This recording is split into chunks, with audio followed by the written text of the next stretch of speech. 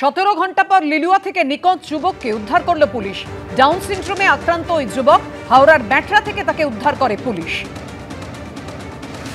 17 ঘন্টা পর লিলুয়া থেকে নিখোঁজ যুবককে উদ্ধার করল পুলিশ। ব্যাটরা থানা দেশপ্রাণ শাসমল রোডে ইতস্তত ঘুরতে দেখে পুলিশ ওই যুবককে উদ্ধার করে। ওই যুবক রোহন চন্দ্রকে জিজ্ঞাসাবাদ করে এবং ছবি মিলিয়ে পুলিশ তার পরিচিতি সম্পর্কে নিশ্চিত হয়।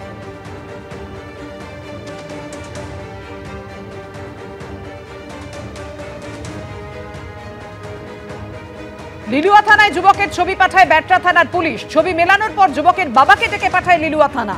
তারপর ছেলের পরিচিতি নিশ্চিত করেন বাবা। যুবককে ঘরে ফেরানোর প্রক্রিয়া শুরু করা হয়েছে।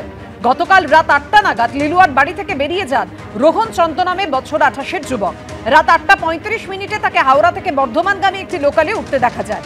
ডাউন সিনড্রোমে আক্রান্ত রোহন চন্দ্র লিলুয়ার মনোবিকাশ কেন্দ্রে চিকিৎসা চলছিল। অ্যাকচুয়ালি গতকাল ঘটনাটা হয়েছে রাত্রি প্রায় 8:15 নাগাদ। বাড়িতে আমার স্ত্রী ব্যস্ত ছিলেন, হঠাৎ করে বাড়ি থেকে বেরিয়ে গেল। একটা বাজারে একটা থলে হাতে নিয়ে ও বাড়ি থেকে বেরিয়ে একটা রানিং টোটো ছিল, টোটো করে লিলুয়া স্টেশনে চলে গেল।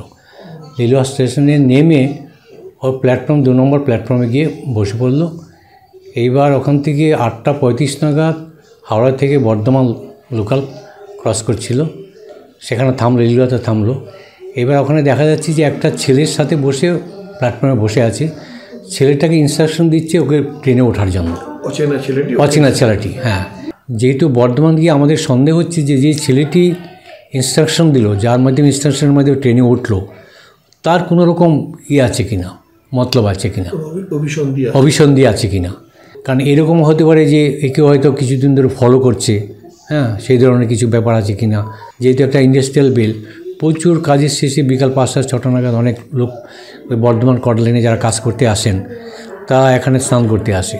সেই সময় হয়তো ও বাইরে ছিল বা এখানে বসে থেকে ওকে ফলো করেছে।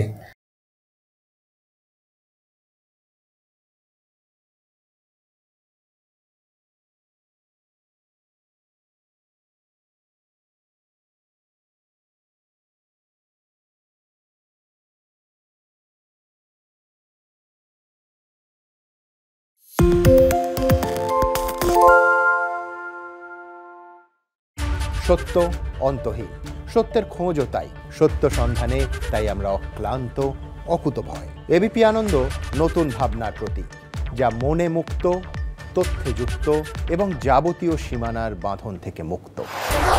সীমা না শব্দটির মধ্যে লুকিয়ে আছে মানা শব্দটি, যেন চোখ রাঙানি এক অদৃশ্য ব্যানাজার, যা আটকে রাখে আমাদের এক ছোট্ট গণ্ডির মধ্যে। একমাত্র সঠিক খবরই গড়ে তুলবে এক মুক্ত সমাজ। সেই জগৎ গড়ার লক্ষ্যে কোনো সীমানার ঠুকুটি আমরা মানব না। এবিপি আনন্দ এগিয়ে থাকে, এগিয়ে রাখে।